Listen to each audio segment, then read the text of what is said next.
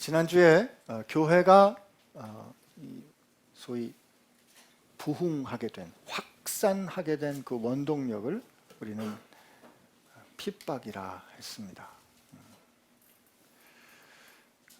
원하지 않았던 거죠. 생각지 않았던 결과를 교회는 겪어내야만 했습니다. 그때 예루살렘의 사도들을 제외한 사도들은 예루살렘에 남았고 온 유대와 사마리아까지 나머지 사도 외에 다른 사람들이 퍼진 거예요.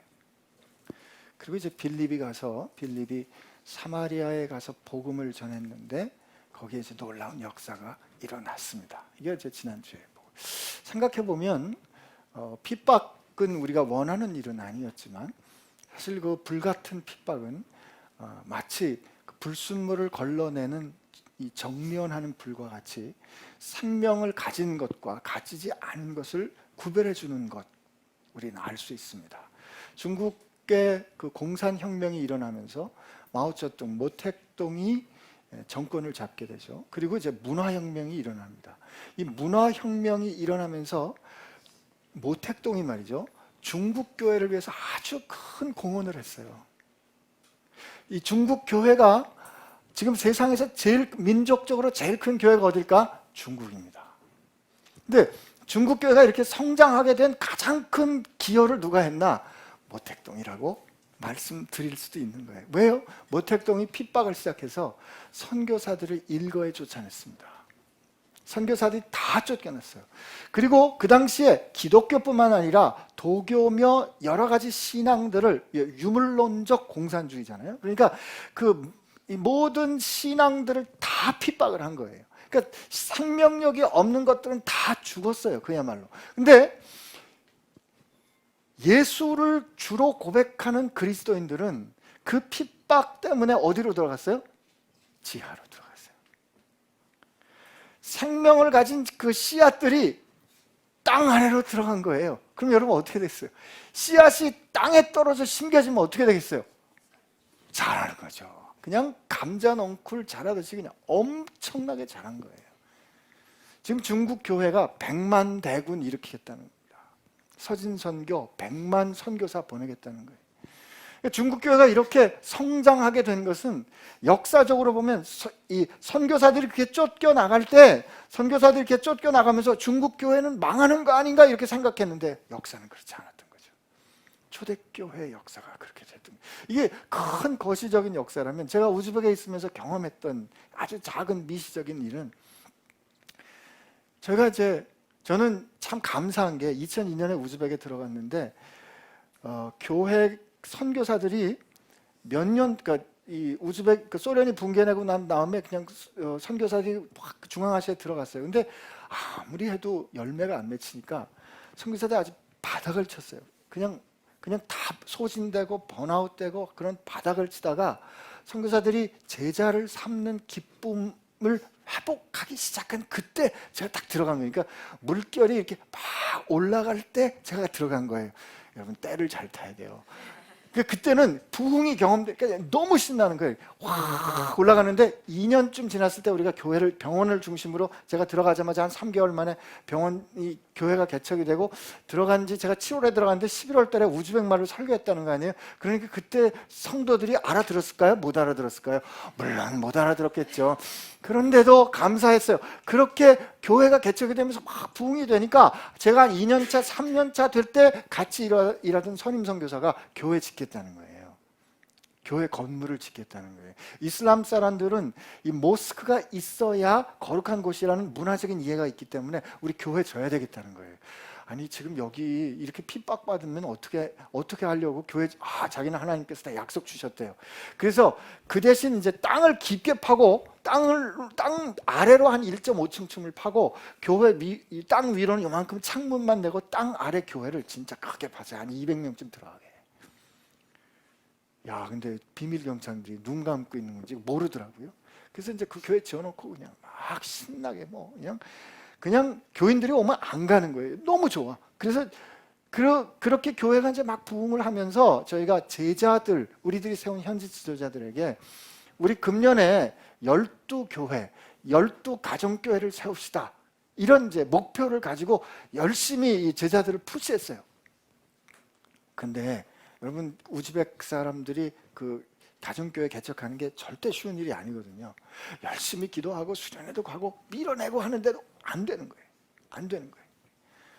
그러던 중에 우리가 그렇게 기도하고 우리 뭐 선임 선교사 환상을 받고 약속을 받았는데도 불구하고 비밀 경찰이 교회에 들이닥쳤어요.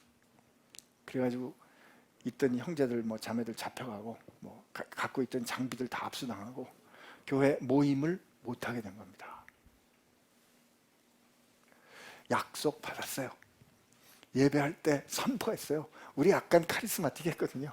막 선포하고 절대로 난 저 추방 명령이 있어도 나는 절대로 거부하고 안 나간다 그러고 막 그랬는데 비밀 경찰이 한 번에서 싹 쓸고 가니까 못 모이는 거예요. 그 어떻게 합니까? 교회에 못 모이니까 어떻게 했어요? 지도자들끼리 모여가지고 우리가 예배를 안 할 수가 없으니 각자의 집에서 예배하자. 그래서 12교회 개척된 거 아니에요. 원하는 방법이 아니었어요. 근데 한참을 지나고 거꾸로 돌이켜 봤더니 그 지도자들의 집에, 마을에 교회가 개척되더라고요. 저도 저 가르쳐주던 선생님, 언어 선생님 집에 가서 주일마다 예배했거든요. 우리가 생각한 방법이 아니지만 하나님은 우리가 생각한 아주 성공적이고 모든 사람들에게 부러워하는 방법이 아니라 불같은 어려움을 통해서 하나님은 당신께서 원하시는 것들을 이루어 가시더라고요. 그때 그렇게 나는 추방 명령서가 들어와도 절대로 안 나가. 나는 거절해. 라고 말씀하셨던 그 선임 선교사, 그 선교사님의 추방 명령서를 누가 받았는지 아세요? 제가 받았어요. 제가 그때 우리 단체, 그 NGO 단체 장을 맡았는데 어느 날 그 나라 안기부에서 저를 부르더니 편지를 읽어주는데 고모 누구누구는 부부는 추방, 안모 누구누구는 비자를 안 준대요. 그러니까 저는 이제 좀 이렇게 덜 약한, 그러니까 덜 센 판결을 받은 거예요. 그리고 그거를 제가 전달해야 되잖아요. 근데 그분이 뭐라고 그랬냐면 자기는 거부한다 그랬거든요. 그걸 왜 그때 제가 제일 처음에 제가 이 간증 교회에서 좀 했는데 그때 제가 제일 먼저 든 생각이 뭐냐면 하나님 우리 선교사님 어떻게 해요? 우리 선교사님 어떻게 해요? 이렇게 그분을 위해서 기도하는 게 아니고 하나님 이 편지 왜 하필 제가 받습니까? 그러니까 인생이 이렇게 연약해요. 그 어려운 상황을 왜 하나님 하필이면 날 시키냐 이거예요. 그래서 그날 저녁에 집에 가서 선교사님 집에서 밥 먹다가 근데요 어떡하죠? 편지 제가 받았는데요. 그리고 저는 5월이나 6월인가 나와서 신학을 하게 되고 그 선교사님은 10월 달에 우즈벡에서 나왔습니다. 우즈벡에서 나와서 건강검진 했는데 그 사모님이 유방암, 갑상선암 있는 거 발견했어요. 그분이 소아과 의사지만 성품 볼 때 절대로 우즈벡에서 안 나옵니다. 근데 하나님께서 우리가 그렇게 선포까지 했는데 말이죠. 나는 추방 명령서 거절해, 거부해 라고 믿음으로 설교하다가 선포했는데 그 선포된 게 꺾어지는 수치를 겪게 하시면서도 하나님께서 그 사람들 그렇게 보호하시더라고요. 그래서 그렇게 쫓겨나서 유방암 수술 받고 갑상선암 수술 받고 그렇게 만난 그 다음 저는 미국 가 있다가 같이 만나가지고 어느 날 한국에서 식당에서 만나가지고 밥 먹는 식사기도 하다 우리 같이 운 거 아니에요? 하나님의 인도하심이 이렇군요. 지금 그분들 쿠웨이트에 가가지고 아주 열심히 사역하고 계시고 여전히 우즈벡에 들락날락 하시면서 교회 돌보고 계십니다.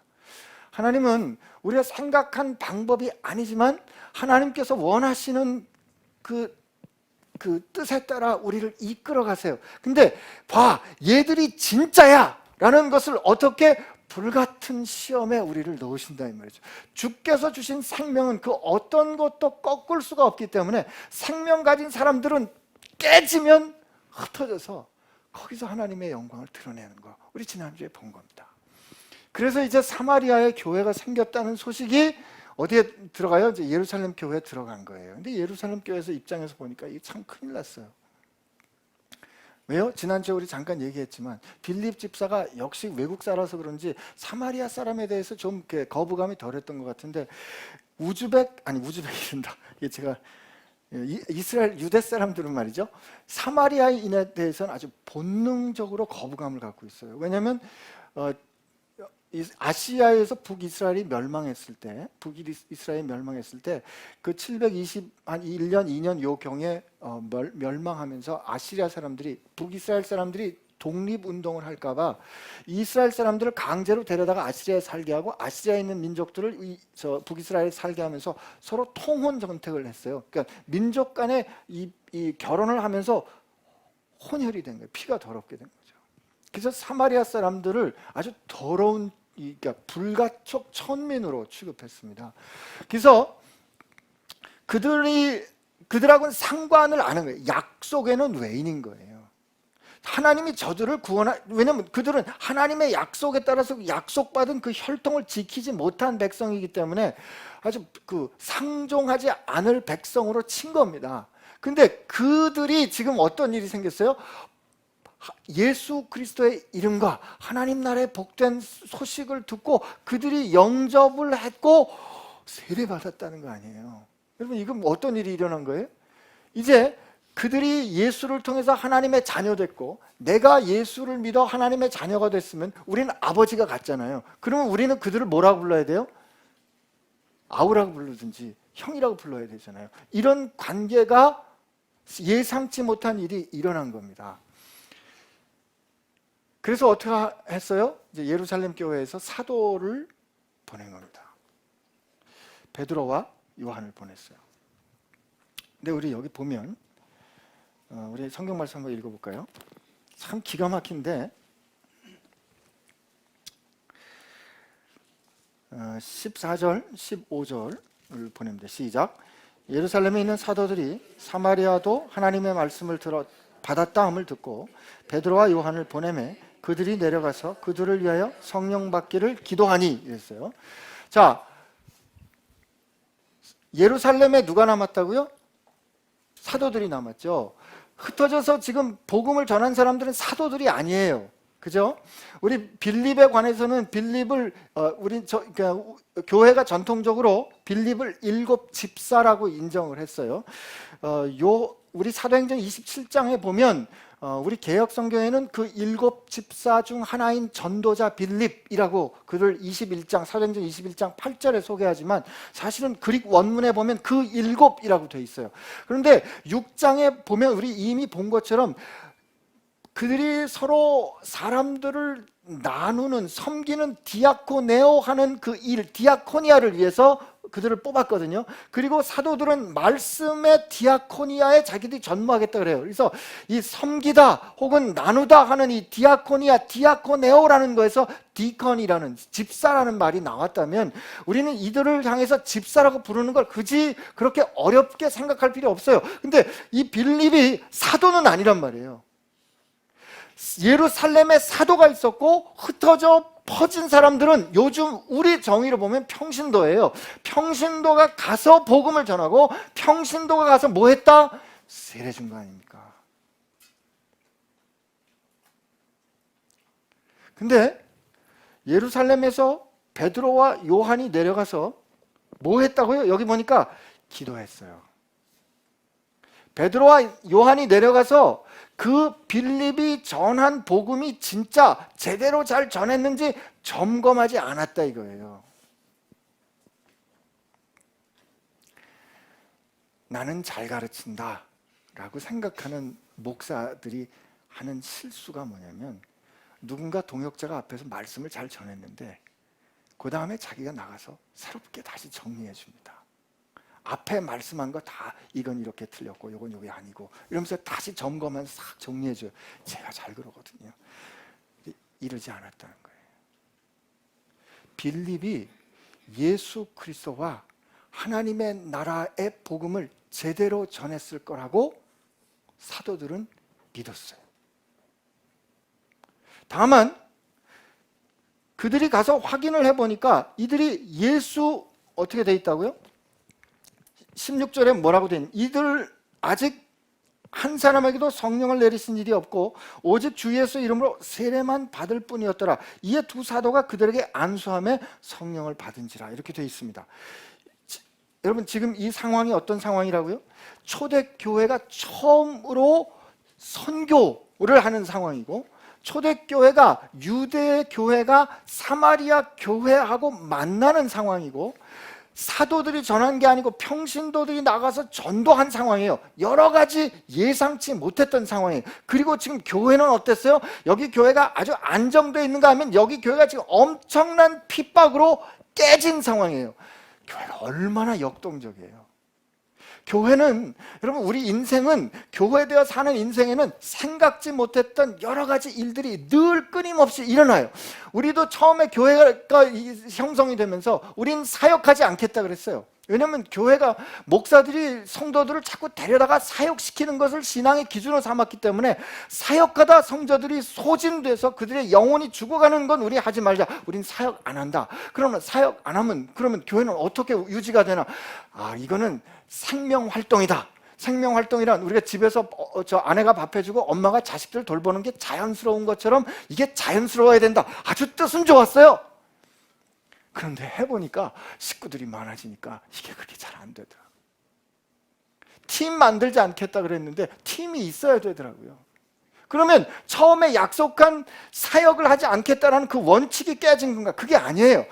교회를 교회답게 하기 위한 가치를 지키기 위해서 우리는 뭘 어떻게 바꿔야 하는가 하는 면에서 우리를 돌이켜봐야 하는 새로운 필요가 생긴 거죠. 지금 사마리아라는, 이 사마리아 공동체는 전에는 생각도 안 했어요. 상관도 안 했어요. 손도 안 댔어요. 여러분, 이 안수라는 게, 사도들이 안수했다 그러잖아요. 이스라엘 사람들이 그 접촉하는 거는요, 동일시 되는 걸 뜻하는 거예요. 예수님이 나병 환자에게 그래, 넌 깨끗함을 입어라 그러면 되는데 왜 나병 환자를 만져요? 의사인 저는 말씀하시기 전에 먼저 그를 민망히 여기사 그에게 손을 대신 게 의사인 저는 언제나 감동이 돼요. 왜냐면 예수님은 원격 진료 가능하신 분이에요. 그냥 쳐다만 봐도 낫는 분이에요. 근데 예수님이 그냥 그에게 말씀하시기 전에 당신이 원하시면 나를 깨끗게 할 수 있습니다 할 때 예수님께서 그를 민망히 여기시면서 손을 대시고 내가 원한다 말씀하시거든요. 이게 손대는 게 뭐냐면, 나병 환자가 되면 나병 환자는 절대로 누구도 안 만져요. 사랑하는 아내도 자기 안 만져요. 사회적 관계로부터 다 깨지는 거예요. 그런 나에게, 아무도 접근해 자기를 만져주지 않는 나에게 예수님 만져주신 거지. 근데 그 만져주실 때, 만져주시는 건 무슨 뜻이냐면 예수님이 더럽게 된다 이 뜻이에요. 그가 부정케 된다는 뜻이에요. 그러나 예수님은 그와 부정케 되어 그와 동일시 됐지만 그를 깨끗게 하시는 능력이 있었던 거잖아요. 지금 사마리아 사람들, 옛날에 요한이 말이죠, 예수님께서 예루살렘을 향해 이제 하나님께서 당신을 승천하실 때가 가까우신 줄 알고 예수님께서 예루살렘을 향해 가시는데, 예루살렘을 향해 가실 때 당신의 사자들을 먼저 예루살렘을 향해 가다가 사마리아를 지나가기에 예수님이 당신의 사자들을 사마리아에 보냅니다. 근데 사마리아의 그 마을에서 이들이 예루살렘을 향해서 가는 줄을 알고 이들을 거절했어요. 받아들기를 거절해요. 이게 누가복음 9장에 나오는데, 그때 야고보하고 요한이 확 꼭지가 된 거예요. 제가 좀 흥분했어요. 그래서 그때 요한이 야고보하고 나가서 뭐라 그러는지 아십니까? 주님, 우리가 하늘로서 불이 내려와 이들을 확 태워버리라고 기도하니까 하나님께 이거 확 태워버립시다 이런 뜻이에요. 이게 왜 이런 말이 나왔냐면, 예수님께서 그 다음에 나오지만 제자들 보냈을 때, 얘들아 너희들이 어떤 마을에 들어가면 너희들을 거절하면 말이다, 너희들을 거절할 때 그 거절한 그 마을에 나오면서 너희들이 먼지 다 털어. 그리고 그들에게 이렇게 말해, 너희는 우리를 거절했지만 다만 하나님의 나라가 가까운 줄 알아라. 그러면서 그날에 소돔과 고모라가 차라리 그 마을보다 견디기 쉬울 거다. 근데 그 소돔과 고모라는 뭐였어요? 하나님께서 하늘로부터 뭐를 내려? 불을 내려 그 마을을 멸했잖아요. 지금 제자들이 당신의 예수 그리스도의 사자로 사마리아 마을에 들어갔는데 거절했거든요. 그러니까 하늘로부터 불을 내려 요거 확 태우는 건 이게 당연한 거예요. 이렇게 생각했던 마을, 그렇게 말했던 당사자가 요한입니다. 근데 그 요한이 지금 어떤 상황에 그렇게 말했던 그 사마리아 인종들한테, 그 불가촉 천민에게 지금 이들이 과연 내 형제가 맞는가 하는 걸 위해서 지금 보냄을 받은 거예요. 이 빌립 집사 때문에 말이죠. 가서 보니까 진짜잖아요. 그럴 때 어떻게 합니까? 손대지 않았던, 손댈 수 없었던 사마리아 사람에게 손대지. 도저히 넘을 수 없었던 장벽이에요. 근데 그때 사도들이 안수해서 그들과 하나가 될 때, 동일시 될 때 성령이 임하십니다. 여러분, 에베소서의 말씀에 보면 우리가 하나님의 뜻에 따라 예수 그리스도의 행함으로 우리의 하나님의 모든 신령한 복을 다 합당히 받아 누릴 수 있는 그의 영광의 찬송이 되는 하나님의 자녀가 되는 것을 누가 보증하신다? 성령께서 보증하시는 거예요. 로마서 8장에 보면 우리가 하나님의 자녀된 것을 우리 영과 더불어 누가 보증하신다? 성령께서 보증하시는 거거든요. 성령께서 강림하셨다, 이들도 하나님의 자녀다라는 것을 하나님이 확증해 주시는 거예요. 첫째는 그들에게, 둘째는 누구에게? 유대 족속에게. 이걸 통해서 하나님께서 예수 그리스도 안에서 이제 전에 도저히 서로 하나 될 수 없었던 그 증오와 허스틸리티의 벽을 무너뜨려 버리고 예수 그리스도 안에서 한 새로운 백성으로 창조해 가시는 하나님의 뜻, 하나님의 그 가슴, 하나님의 열망을 누구로 알게 하신다? 베드로와 요한으로 알게 하시는 거죠.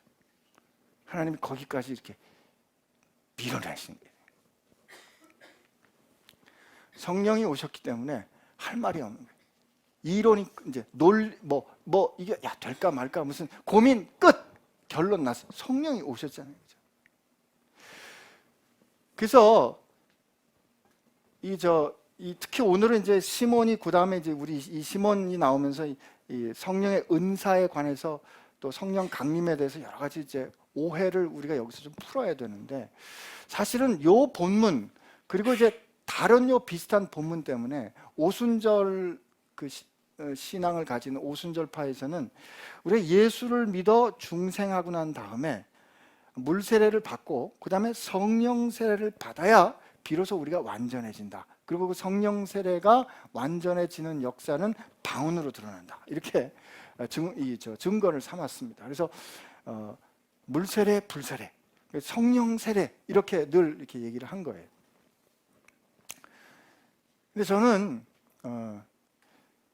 그렇게 생각하면 이거를 이렇게 물세례, 그 다음에 불세례 이렇게 순서 혹은 늘 모든 성도들에게 이렇게 일어나야 한다는 어떤 규범적인 거로 이걸 생각하면 당장의 십장이 맞지 않습니다.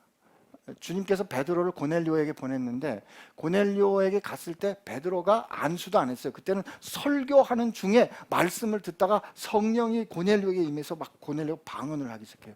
그러니까 성령이 고넬료에게 임하니까 이때 베드로가 깜짝 놀라면서 그때까지도 긴가민가했던 거죠. 그러나 성령께서 이렇게 임하시는데 우리가 세례를 주는 것을 누가 그 말이요 하면서 이방인에게, 그 할례받지 않은 고넬료에게 세례를 줘요. 그때 물세례 받는다. 그러니까 이 성령께서 강림하시는 이 사건을 어떤 규범적인 사건으로 이해하는 그런 것보다는 지금 하나님께서 예루살렘과 그 다음에 사마리아에서 온 세상 끝까지 넘어가는 아주 결정적인 순간에 인간의 생각과 논리적인 추론으로는 도저히 넘어설 수 없는 장벽들 앞에 있을 때마다 성령께서 그들을 넘겨주시는 거예요. 이건 굉장히 선교적인 사건입니다. 그래서 하나님께서 이들을 이렇게 밀어내신 거죠. 그래서 이 사마리아인들이 빌립을 통해서 회심했던 사마리아인들이 그들의 회심이 온전한 것이 아니고 그 성령 세례가 올 때까지 온전하지 않았는가? 그렇지 않았던 거죠. 이건 오히려 사마리아인들보다는 그들을 확인하러 갔던 예루살렘 교회를 위한 하나님의 특별한 경륜으로 저는 보여요. 왜냐하면 이 사마리아 사람들이 회심한 거는 그거는 그들이 알아요. 하나님이 아세요. 그들이 회심한 거는 하나님과 그들이 안다고요. 그게 증언 아니에요? 유대 사람들이 보는 거는 그건 아무런 힘이 없어요. 권 목사님이 회심하셨는지는 성령과 하나님이 하시는 거지 제가 판단할 수 있는 게 아니에요. 그죠? 그렇기 때문에 사마리아 사람들이 회심해서 그리스도인이 된 거는 하나님이 알기 때문에 이미 그건 끝난 일이에요. 그러나 왜 성령 강림이 유대인들 사도행전 2장처럼 일어나지 않았는가? 누구를 위해서? 유대인들을 위해 거지. 유대 교회를 통해서 하나님께서 성령으로 사마리아 사람들도 하나님의 백성 된 것을 누구를 위해서? 유대인들을 위해서 강림하심으로 가르쳐 주신 거라고 저는 믿습니다. 이건 굉장히 선교적인 사건이에요. 또 한 가지 생각할 거는 안수입니다. 안수와 그 성령의 은사. 여러분 저 이렇게 저 신사도 운동 하시는 분들 장풍 쏘는 거 아시죠? 이렇게 성령 이제 막 이제 집회가 뜨거우면 이분들 나오셔가지고 이제 Holy Spirit 뭐 성령이 마셨다 장풍 쏴요 진짜 이렇게 장풍 팍 이렇게 뭐 샌디 제이콥스나 뭐 이게 옛날 유명한 분들이 있어요. 장풍 쏘면 뭔가 있긴 있는 것 같아요. 한 5m쯤 훅훅 사람들이 날아갑니다. 이렇게 훅훅 나가요. 거기 이제 많이 속았죠. 근데 저는 안수를 생각하면 늘 생각나는 한 선교사님의 간증이 있어요. 필리핀에서 나환자 사역을 하시는 선교사님이신데 이분이 이제 필리핀에서 나환자 진짜 필리핀 나환자 선교 사역이 정말 힘들고 어려운데 그 나환자 사역을 계속 하시는 이유는 부산 범어동에 가면 이제 음성 나환자청이 있는데 거기에서 섬기고 계신 어느 목사님이 자기를 한번 이제 그 필리핀 선교 가기 전에 한번 와서 꼭 집회를 한번 해달라고 간곡히 부탁을 하셨는데 자기가 안 갔답니다. 나환자들 이게 만나기 싫은 거예요. 근데 이제 하도 간곡히 부탁을 하셔가지고 드디어 그 교회를 가게 됐어요. 가게 돼서 그날 이제 하룻밤을 자는데 모든 게 다 이상하게 보이는 거예요. 면도기도 있고 비누도 있고 수건도 있는데 다 만지기도 싫은 거죠. 그래서 이분 생각에 그 다음날 아침에 새벽 기도에 말씀만 딱 전하고 나는 그냥 바람처럼 사라지리라. 그래서 이제 말씀을 열심히 전했어요. 또 말씀은 전해야 될 거 아닙니까?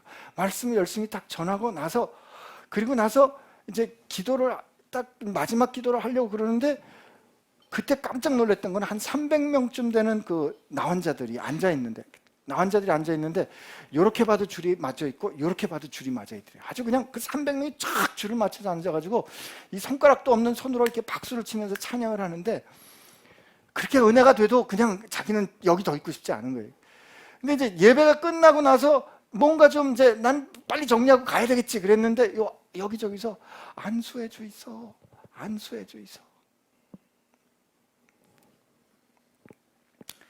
그 와중에도 선교사님이 생각을 했나 봐요. 어떻게 하면 좋을까? 그러다가 그래 또 저렇게 안수는 해달라는데 그래서 이제 부흥회 가면 옛날에 부흥사 집사 이 목사님들이 이렇게 목사님들 저 성도들 앉아 있으면 주여 그러면서 이렇게 팍팍 치고 가는 거 있어요. 여러분들 그런 안수 받아보신 적 있어요? 지금부터 팍팍 주여 이렇게 치고 가면 되겠지. 그래서 이제 그렇게 안수를 이렇게 하기로 생각을 한 거예요. 그래서 이제 왜냐면 어떻게 손 대기가 어려운데 막 그렇게 이제 그리고 이제 축도가 끝나고 첫 번째 제일 앞에 앉아 있는 그분 앞에 제가 갔는데 그 60이 넘으신 그 목사님이 무릎을 딱 꿇으면서 하시는 말씀이 우리 교회 김모 집사님이신데 관절염이 있고 뭐가 있으시고 기도 제목은 뭐가 있습니다.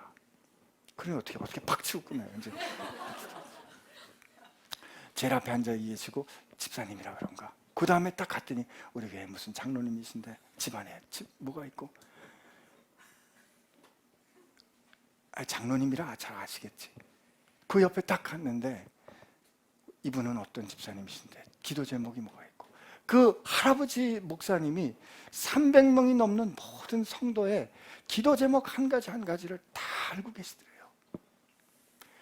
제가 그때 그 150명쯤 되는 그 청년들 잘 이름 못 외워가지고 막 엄청나게 괴로운 때였는데 그 간증하셔가지고 제가 그날 사회도 못 보고 이 청년들 앞에서 그냥 통곡을 하는 바람에 청년들이 저 통곡하는 거에 은혜 받았는데 그냥 그 모든 사람 한 사람의 이야기를 다 듣고 알고 계신 그들을 위하여 손을 얹는 것, 이게 안수입니다. 여러분 이렇게 장풍 무슨 이게 아니고요. 안수는 그와 내가 동일시 되는 거예요. 인격적인 암과 인격적인 관계가 전제되는 사건이 안수라 이 말이에요. 근데 우리는 이거를 너무 몰인격적으로 무슨 에너지 전달해 주는 것처럼 무슨 팍팍치는 거로 해도 되는 거로 하나님의 그 아름답고 고상하고 그 정말 지극히 인격적인 관계를 우리식으로 마치 시몬이 하는 것처럼 만들어버린 잘못과 실수를 우리가 한 거죠. 잘 모르는데 그냥 저분이 능력 있다는 능력의 종이랑 그냥 고개 들이밀어가지고, 그게 아니에요. 그게 아니고 안수란 그와 내가 같아진다 이런 뜻입니다. 그의 어려움, 그가, 여러분 지금 사도들이 사마리아인들에게 손이 됐다는 건 불가촉 천민에 닿기 때문에 부정케 되었다 이거는요. 그의 입장과 내가 같아졌다. 그런데 성령께서 강림하심으로 그 모든 상황이 뒤집어지는 역사, 인격적인 신뢰와 위탁, 이게 안수입니다. 안수. 이런 기가 막힌 아름다운 역사를 시몬이 봤는데, 시몬이 보면서 이게 어떻게 봤냐면 말이죠. 여러분 이때 18절 우리 한번 18절, 19절 우리 한번 읽어보시죠. 시작. 시몬이 사도들의 안수로 성령 받는 것을 보고 돈을 들여 이르되 이 권능을 내게도 주어 누구든지 내가 안수하는 사람은 성령을 받게 하여 주소서 하니. 보세요. 시몬이, 여러분 이 누가의 증언에 보면 시몬이 성령을 받았습니다 이런 증언 없죠, 그죠? 시몬은 믿었고 세례를 받았고 빌립을 열심히 쫓아다녔지만 그가 사마리아인들이 받았던 것처럼 그가 성령 받았다는 증언이 없어요. 그 현장을 그가 봤어요. 그러면 그가 봤고 자기가 그가 봤을 때 가장 첫 번째 자연스럽게 되어야 하는 반응이 뭐냐면, 나도 기도해 주세요. 나도 하나님의 성령 받고 싶어요. 나도 하나님의 사람인 거 인침 확인을 받고 싶어요 하는 간절한 바람이 있어야 되는데, 시몬은 그걸 어떻게 말하면, 그 당신 돈을 주면서 뭐라고 말했냐면, 당신이 가진 그 파워를 내게도 주어서 누구든지 내가 안수하는 사람은 성령 받게 해달라고 그래요. 여러분 여기 이 사람이 생각하는 세계관을 잘 보세요. 뭐예요? 당신이 가진 파워를 내가 가지면 누구든지, 이 사람이 누군지 상관없어요. 누구든지 이 사람이 어떤 사람이든지 내가 안수하면 그가 성령 받게 해주세요. 그러면 성령님은 마치 밴딩 머신처럼 내가 안수하면 성령이 오시는 거로 생각했던, 그가 그 전에 자기가 귀신을 통해서 사용했던 그 매직 아트와 동일한 것으로 하나님의 역사를 봤다 이 말이죠. 그는 믿고 세례를 받아 교회에 열심히 다닌 것 같았지만 실상은 하나도 바뀌지 않은 거예요. 이 대목에서 우리가 시몬의 얘기로 더 나가기 전에 우리가 확인해야 될 게 있어요. 여러분하고 제가 확인해야 될 게 있어요. 여러분 성령 받으셨습니까? 너희가 믿고 세례를 받을 때 성령을 받았느냐라고 사도 바울이 질문하시잖아요. 우리 여러분께 질문해요. 성령 받으셨어요? 막 고민이 되시는 분 있어요. 고개를 이렇게 흔드시는 분도 계시고. 이제 그렇게 되는 건 여러 가지 이유가 있잖아요. 뭐 방언 난 못하는데요. 무슨 신비한 은사도 없는데요. 뭐 입신한 적도 없는데요. 뭐 여러분, 저는 성령을 받은 첫 번째 증거는 내가 하나님의 자녀인가, 이게 믿어지면 우선 성령 받은 겁니다. 내가 사는 꼴이나 내가 하는 짓을 보면 하나님의 사랑을 받을 수가 없는데, 내가 하나님이 나를 사랑하셨구나라는 것을 내가 느껴지고 믿어지면 그건 성령의 역사가 아니면 도저히 그렇게 될 수가 없어요. 두 번째, 하나님의 뜻대로 살고 싶은데 그대로 잘 안 될 때 번민하죠? 성령 받으신 거예요. 예수님의 이름이 수치를 당하는 게 부끄럽고 괴롭고 혹시 번민스러우세요? 성령 받은 거예요. 누군가 약한 일을 보면 도와주고 싶은 사람 생각이 드세요? 성령 받은 거예요. 성령께서 우리에게 주시는 역사, 성령의 은사는 굉장히 다양하게 드러나요. 그러나 뭐든지 성령께서 우리를 통해서 그 주시는 역사를 통해서 하나님의 교회가, 하나님께서 누군가를 함께 품고 아름답게 빚어져 갈 수 있는 마음을 우리에게 허락해 주셨다. 저는 성령이 아니면 그렇게 될 수 없어요. 내가 하나님의 자녀된 거, 그리고 하나님 내 뜻대로 살지 못하는 게 괴롭다. 성령 받은 거로 여러분 믿으시기를 바랍니다. 자꾸 특별하고 무슨 희한하고 남들보다 뛰어난 거를 가지고 성령 받은 거 확인하려고 생각하면 착각입니다. 그래서 자꾸 방언 가르쳐 준다고. 여러분 방언 여기 가면 방언 받는 거 80%야. 그러면 여긴 방언 잘 터져. 그럼 가면 되게 어떻게 가르쳐줘요? 자, 지금부터 따라하세요. 할렐루야 할렐루야 할렐루야 할렐루야 랄랄랄라. 이렇게 해서 방언 받을 수도 있겠죠. 그러나 그건 하나님의 은사를 내가 매니플레이트 하려고. 저도 방언 기도하는데요. 저는 방언을 어떻게 받았냐면 중학교 3학년 때 받았어요. 근데 그때 이제 목요일마다 저희들 모여서 기도회를 하는데 고등학교 저 2년 선배인 형이 있어요. 근데 형이 담배도 펴. 날라리야. 이렇게 나팔바지 입고 노는 형인데 이 형은 기도한 방언을 하는 거예요.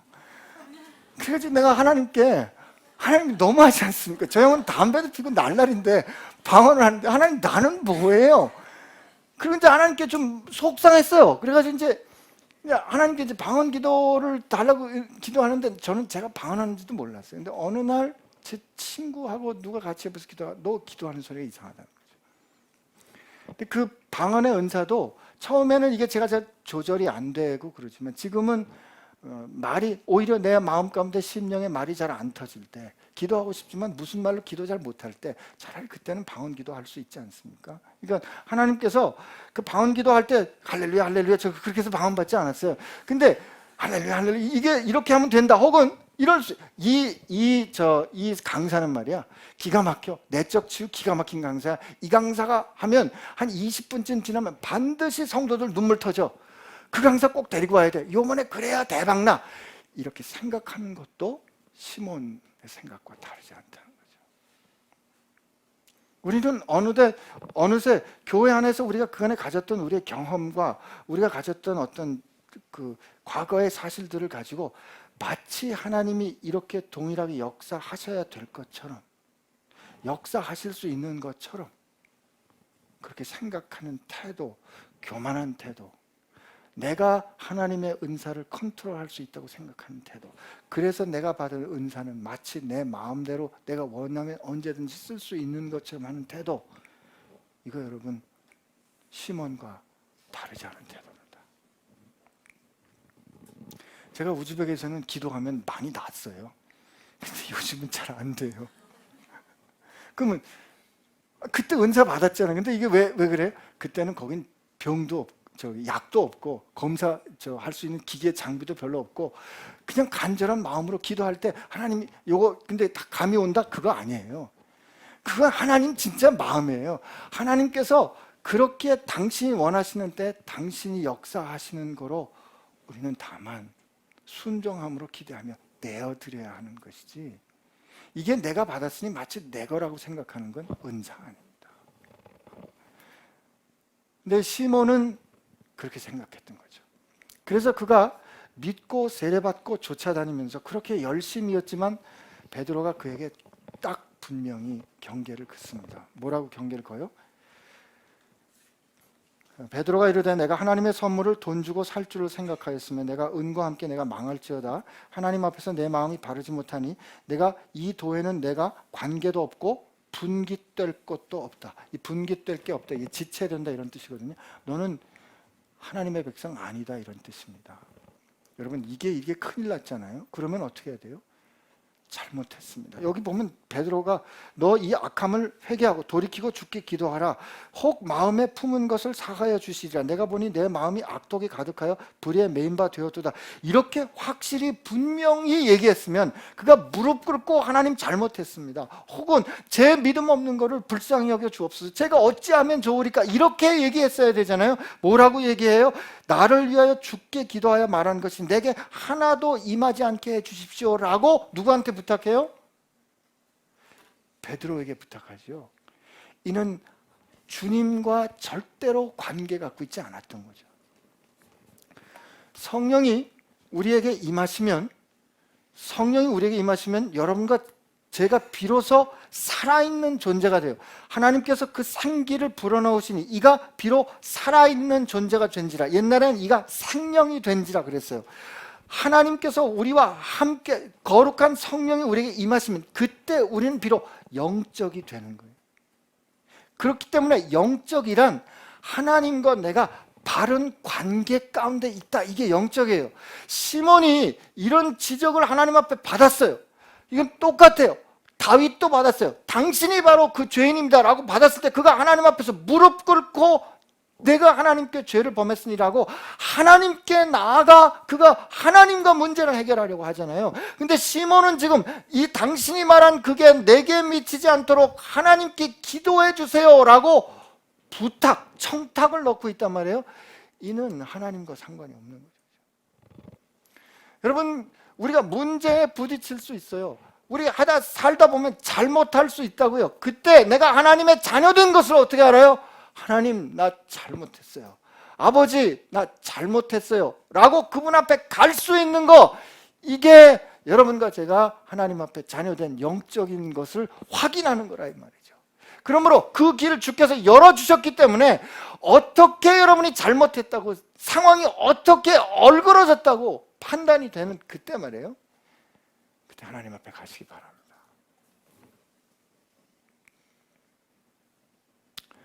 불가촉 천민으로 버려졌던, 하나님하고는 상관이 없을 거라 그랬던 그를 성령께서 하나님의 자녀 삼으셨잖아요. 그죠? 여러분과 저도 약속에는 외인이었고 하나님과 상관없는 사람인데 하나님이 누군가를 통해서 우리를 여기까지 보내셔서 우리로 하나님의 자녀 되게 하셨거든요. 그렇다면 우리도 그렇게 누군가에게 나아갈 수 있습니다. 그렇게 나아갈 때 이게 첫 번째 우리가 이번에 이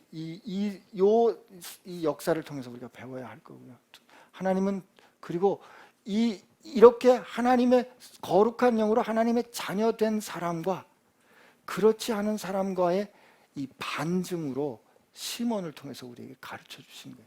종교적인 열정과 열심을 가지고 여러분의 하나님의 자녀된 것을 증거 삼으려 하지 마시기 바랍니다. 또 한 가지 우리 교회에서 생각해야 될 거는요, 시몬은 굉장히 영향력 있는 사람이었거든요. 근데 영향력 있는 사람이 돌이켜서 세례받고 예수 믿는 사람 됐잖아요. 그러면 교회에서 쉽게 그 사람의 회심을 가치 있는 거로 그냥 쉽게 존중해 줍니다. 그러니까 세상에서 유명한 사람이 예수 믿는 사람이 되면 세상에서 별로 유명하지 않은 사람이 예수 믿는 것보다 훨씬 더 높은 거로 쳐줘요. 어디에서? 교회에서.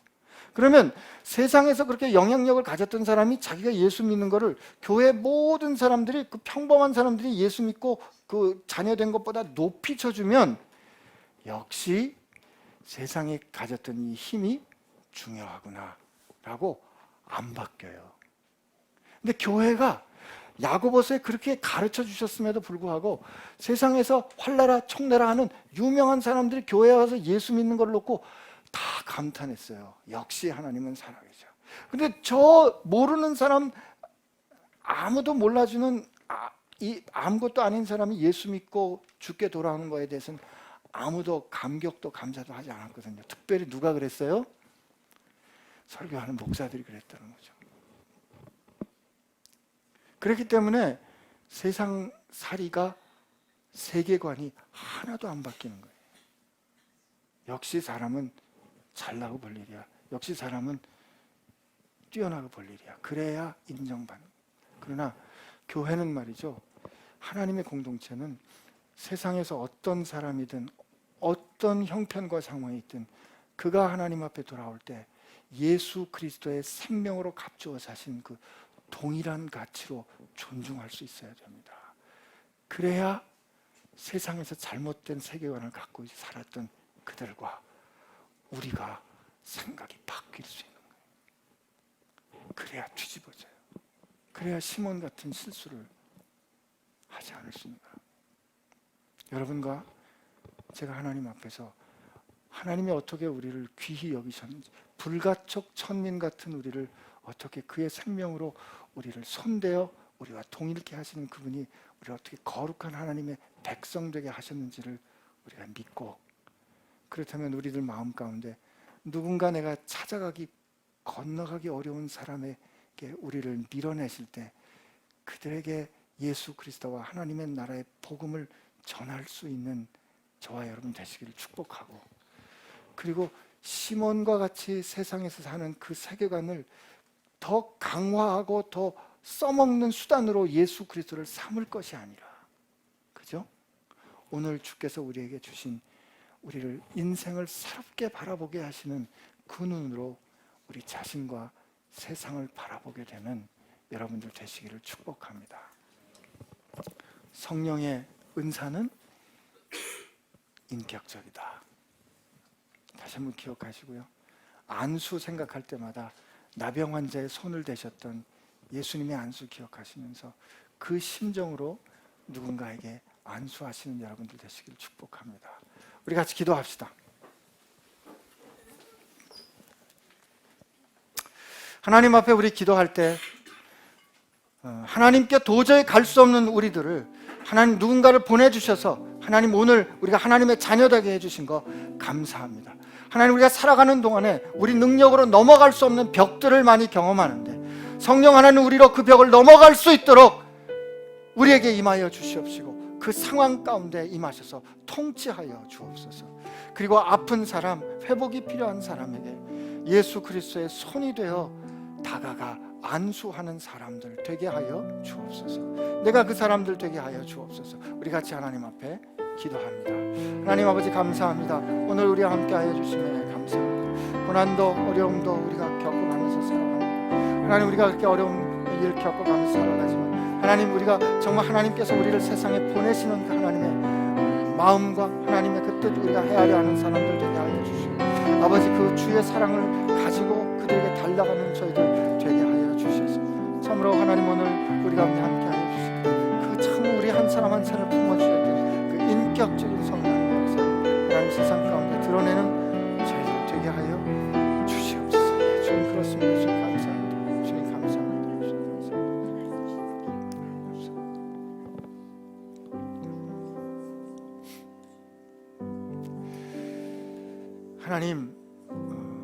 하나님께서 우리를 만져주시는 것은 지나가면서 툭툭 치는 것이 아니라 장풍 쏘듯이 그렇게 아무나 맞을 사람 맞아라 하는 것이 아니라 아무도 찾아주지 않을 때, 아무도 만져주지 않을 때 다가와 이름 불러주시며 우리의 형편과 사정을 다 아시는 주님께서 우리의 그 자리에 서주시는 인격적인 돌봄으로 우리에게 안수해 주신 줄로 믿습니다. 그렇게 만져주심으로 우리가 하나님 앞에 거룩한 백성 되었다면 하나님 우리도 세상에 아파하는 이들을 향하여 그렇게 안수하는 주님의 손 가지게 하여 주옵소서. 우리의 능력으로 할 수 없는 것 잘 아오니 주여 우리가 그렇게 주께 순종하는 마음으로 우리의 손 내밀 때 성령님 임하셔서 성령 강림의 거룩한 역사를 우리로 보게 하여 주옵시고 우리로 기뻐하며 놀라우며 그 역사하신 주님을 찬양하는 한 주간 되게 하여 주옵소서. 주님 감사합니다. 사랑합니다.